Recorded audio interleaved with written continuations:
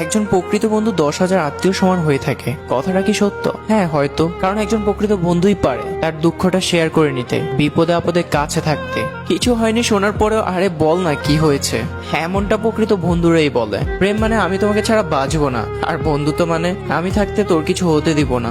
ভালোবাসার জন্য কখনো নিজের বন্ধুকে মরতে দিও না, কারণ জীবনের শেষে দেখবে বন্ধুরাই সাথে রয়ে গেছে, ভালোবাসা নয়। একটা কথা মানতেই হবে, আপনার বন্ধু আছে বলেই কঠিন মুহূর্তগুলো হাসি মুখে কাটিয়ে দিতে পারছেন। বন্ধুরা এমন একটা জিনিস যারা পাশে থাকলে খারাপ সময়গুলো ভালো হয়ে যায়।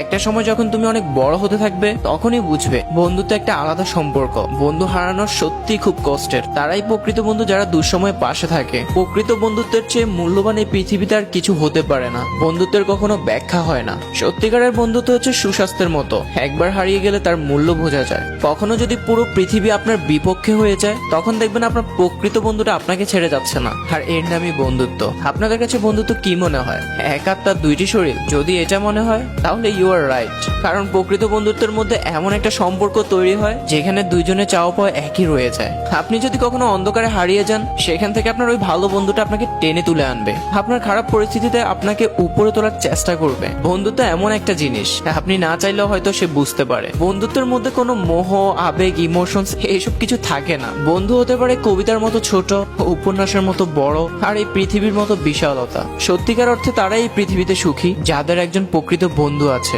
তাই আপনার প্রকৃত বন্ধুকে মেনশন করতে একদমই ভুলবেন না।